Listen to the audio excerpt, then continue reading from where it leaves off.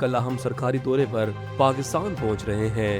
لبنانی فوج کے مطابق یہ دورہ chief of army staff field marshal Syed Asim Munir کی دعوت پر ہو رہا ہے۔ یہ پیش رفت ایسے وقت میں سامنے آئی ہے جب لبنان میں اسرائیلی کارروائیاں جاری ہیں اور پاکستان، ایران اور امریکہ کے درمیان کشیدگی کم کرنے کے لیے سفارتی کوششوں میں مصروف ہے۔ مبصرین کے مطابق لبنان، ایران اور امریکہ سے متعلق علاقائی صورتحال ایک دوسرے سے جڑی ہوئی ہے اور لبنانی آرمی چیف کا دورہ خطے میں امن و استحکام کے تناظر میں اہم قرار دیا جا رہا ہے۔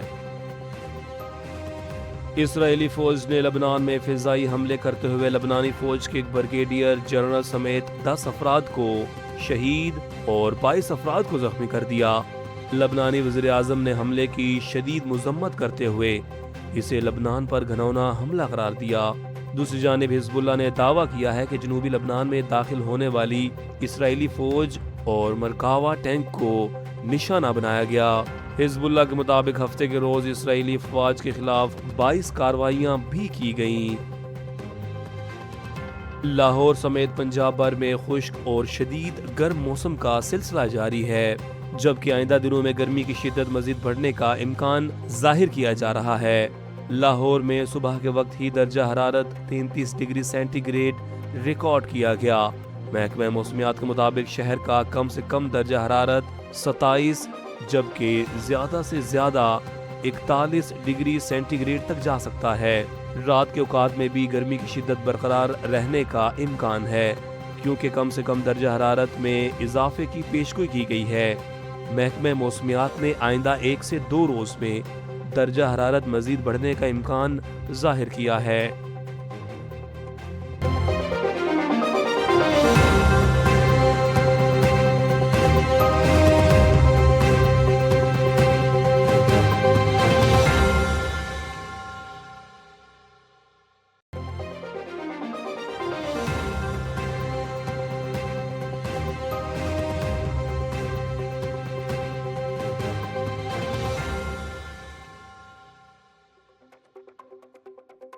امریکہ اور اسرائیل کی جانب سے ایران کے خلاف شروع کی گئی جنگ کو 100 دن مکمل ہو گئے ہیں۔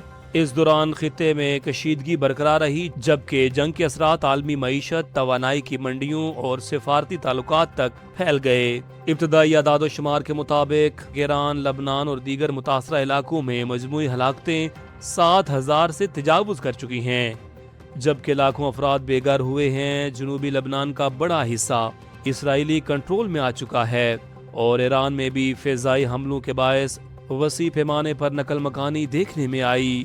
آبنائے ہرمز میں جہاز رانی شدید متاثر ہونے سے عالمی تیل سپلائی دباؤ کا شکار ہوئی اور خام تیل کی قیمتوں میں نمایاں اضافہ ریکارڈ کیا گیا، جس کے نتیجے میں 146 ممالک میں پیٹرول مہنگا ہوا اور خوراک سمیت روزمرہ اشیاء کی قیمتیں بھی بڑھ گئیں۔ عالمی اسٹاک مارکیٹیں اتار چڑھاؤ کا شکار رہیں، جبکہ پاکستان کی ثالثی سے ہونے والی عارضی جنگ بندی اور بعد کے مذاکرات بھی مستقل حل نہ نکال سکے۔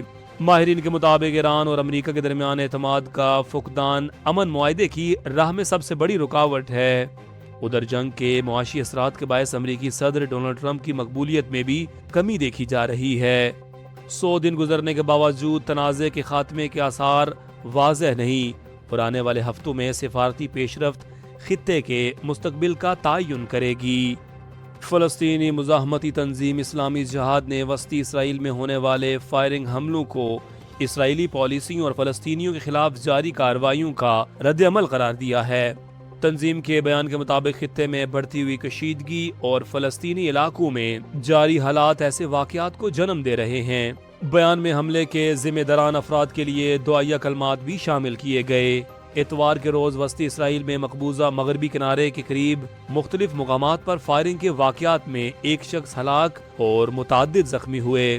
اسرائیلی حکام نے واقعے کو دہشت گرد حملہ قرار دیتے ہوئے حملہ آور کی ہلاکت کا دعویٰ کیا ہے۔ واقعے کے بعد اسرائیلی سیکیورٹی فورسز نے سرچ آپریشن شروع کر دیا، جبکہ اسرائیلی وزیر اعظم نے سیکیورٹی صورتحال کا جائزہ لینے کے لیے اعلیٰ سطح اجلاس طلب کر لیا۔ ادھر غزہ جنگ اور مغربی کنارے میں جاری کشیدگی کے باعث خطے میں سیکیورٹی خدشات بدستور برقرار ہیں اور حالیہ بیان نے تنازع پر نئی بحث چھیڑ دی ہے۔ وفاقی وزیر داخلہ محسن نقوی نے تہران میں ایرانی وزیر خارجہ عباس عراقچی سے ملاقات کے دوران وزیر اعظم شہباز شریف اور فیلڈ مارشل عاصم منیر کا ایران کے سپریم لیڈر آیت اللہ مجتبی خامنہئی کے لیے خصوصی پیغام پہنچا دیا۔ ملاقات میں خطے کی موجودہ صورتحال، علاقائی سلامتی اور دو طرفہ تعلقات پر تفصیلی تبادلہ خیال کیا گیا، جبکہ دونوں ممالک نے باہمی تعاون کو مزید مضبوط بنانے کے عزم کا اظہار کیا۔ محسن نقوی نے کہا کہ وہ حالیہ علاقائی صورتحال کے تناظر میں وزیر اعظم اور فیلڈ مارشل کا خصوصی خط لے کر ایران آئے ہیں۔ اس سے قبل انہوں نے اپنے ایرانی ہم منصب اسکندر مومنی سے بھی ملاقات کی، جس میں باہمی دلچسپی کے امور اور سیکیورٹی تعاون پر گفتگو ہوئی۔ ذرائع کے مطابق دورے کے دوران دونوں ممالک کے درمیان مفاہمتی یادداشت سے متعلق امور پر بھی پیش رفت متوقع ہے۔ کوئٹہ میں تیزاب سے جھلس کر زخمی ہونے والی خاتون ڈاکٹر کا علاج کراچی کے نجی ہسپتال میں جاری ہے، جہاں انہیں یونیورسٹی روڈ پر واقع ہسپتال میں منتقل کیا گیا۔ ہسپتال ذرائع کے مطابق ڈاکٹرز نے ابتدائی معائنہ اور ضروری ٹیسٹ مکمل کر لیے ہیں اور متاثرہ ڈاکٹر تقریباً 13% جھلس چکی ہیں۔ ذرائع نے بتایا کہ ان کی آنکھیں بھی متاثر ہوئی تھیں، تاہم بینائی محفوظ ہے اور ان کی حالت خطرے سے باہر قرار دی گئی ہے۔ واقعے کے حوالے سے پولیس کا کہنا ہے کہ کوئٹہ کے سینڈیمن ہسپتال میں خاتون ڈاکٹر پر تیزاب پھینکنے کے مطلوب مبینہ ملزم گزشتہ روز پولیس مقابلے میں مارا گیا۔ واقعے کی مزید تحقیقات جاری ہیں۔ پنجاب سیف سٹیز اتھارٹی نے شہریوں کے تحفظ اور پبلک ٹرانسپورٹ کو جدید اور محفوظ بنانے کے لیے C M Punjab QR pink button system متعارف کرا دیا گیا ہے۔ یہ نظام وزیر اعلیٰ پنجاب مریم نواز کے ڈیجیٹل پنجاب ویژن کے تحت تیار کیا گیا اور صوبوں کی بسوں، ویگنوں، رکشوں اور ٹیکسیوں سمیت تمام پبلک ٹرانسپورٹ کو سیف سٹی کے ڈیجیٹل نیٹ ورک سے منسلک کرے گا۔ حکام کے مطابق یہ سسٹم 12 حفاظتی فیچرز پر مشتمل ہے، جن میں call, video call, live chat, location sharing اور فوری پولیس رسپانس شامل ہیں۔ مسافر سفر کے دوران QR کوڈ سکین کر کے گاڑی اور ڈرائیور کی تصدیق کر سکیں گے، جبکہ ایمرجنسی کی صورت میں فوری مدد حاصل ہوگی۔ IG پنجاب کے مطابق یہ نظام شہریوں خصوصاً خواتین، طلباء اور بزرگوں کے تحفظ میں اہم کردار ادا کرے گا، جبکہ سیف سٹیز اتھارٹی کا کہنا ہے کہ اس منصوبے سے پبلک ٹرانسپورٹ مکمل طور پر ڈیجیٹل سیفٹی نیٹ ورک میں تبدیل ہو جائے گی۔ برطانیہ اور تیونس میں فلسطینی عوام سے اظہار یکجہتی اور غزہ میں جاری جنگ کے خلاف بڑے پیمانے پر مظاہرے کیے گئے، جن میں سینکڑوں افراد نے شرکت کی اور فلسطینی پرچم لہرا کر اسرائیلی پالیسیوں کے خلاف نعرے بازی کی۔ برطانیہ کے شہر مانچسٹر میں مظاہرین سڑکوں پر نکل آئے اور برطانوی حکومت سے مطالبہ کیا کہ وہ اسرائیل کی حمایت ختم کرے اور فلسطینی عوام کے حقوق کے تحفظ کے لیے عملی اقدامات کرے۔ مظاہرے کا اہتمام فرینڈز آف فلسطین کے زیر اہتمام کیا گیا اور اسے 1967 کی جنگ یعنی نیکسا کی برسی کے موقع پر منعقد کیا گیا، جس کے بعد فلسطینی علاقوں پر اسرائیلی قبضے کی یاد تازہ کی گئی۔ دوسری جانب تیونس کے شہر بیزرت میں بھی فلسطین کے حق میں احتجاج ہوا، جہاں مظاہرین نے غزہ میں انسانی بحران اور اسرائیلی حملوں کے خلاف آواز بلند کی۔ شرکاء نے علامتی تابوت رکھ کر غزہ میں جانی نقصان پر شدید غم و غصے کا اظہار کیا اور عالمی برادری سے فوری جنگ بندی اور امداد کی فراہمی کا مطالبہ کیا۔ لبنان کی مسلح فوج کے سربراہ جنرل روڈولف ہیکل اہم سرکاری دورے پر پاکستان پہنچ رہے ہیں۔ لبنانی فوج کے مطابق یہ دورہ chief of army staff field marshal Syed Asim Munir کی دعوت پر ہو رہا ہے۔ یہ پیش رفت ایسے وقت میں سامنے آئی ہے جب لبنان میں اسرائیلی کارروائیاں جاری ہیں اور پاکستان، ایران اور امریکہ کے درمیان کشیدگی کم کرنے کے لیے سفارتی کوششوں میں مصروف ہے۔ مبصرین کے مطابق لبنان، ایران اور امریکہ سے متعلق علاقائی صورتحال ایک دوسرے سے جڑی ہوئی ہے اور لبنانی آرمی چیف کا دورہ خطے میں امن و استحکام کے تناظر میں اہم قرار دیا جا رہا ہے۔ اسرائیلی فوج نے لبنان میں فضائی حملے کرتے ہوئے لبنانی فوج کے ایک بریگیڈیئر جنرل سمیت 10 افراد کو شہید اور 22 افراد کو زخمی کر دیا۔ لبنانی وزیر اعظم نے حملے کی شدید مذمت کرتے ہوئے اسے لبنان پر گھناؤنا حملہ قرار دیا۔ دوسری جانب حزب اللہ نے دعویٰ کیا ہے کہ جنوبی لبنان میں داخل ہونے والی اسرائیلی فوج اور مرکاوا ٹینک کو نشانہ بنایا گیا۔ حزب اللہ کے مطابق ہفتے کے روز اسرائیلی افواج کے خلاف 22 کارروائیاں بھی کی گئیں۔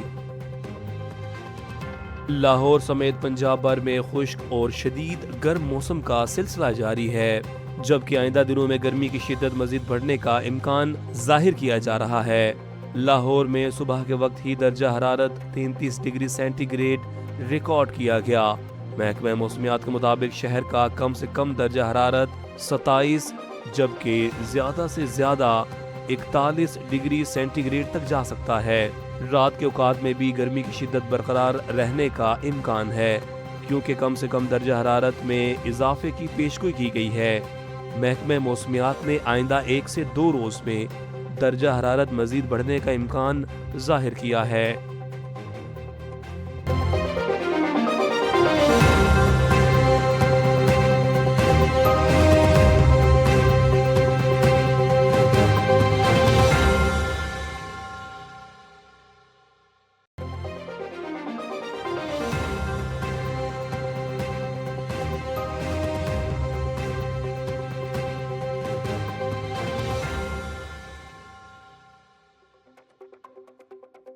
امریکہ اور اسرائیل کی جانب سے ایران کے خلاف شروع کی گئی جنگ کو 100 دن مکمل ہو گئے ہیں۔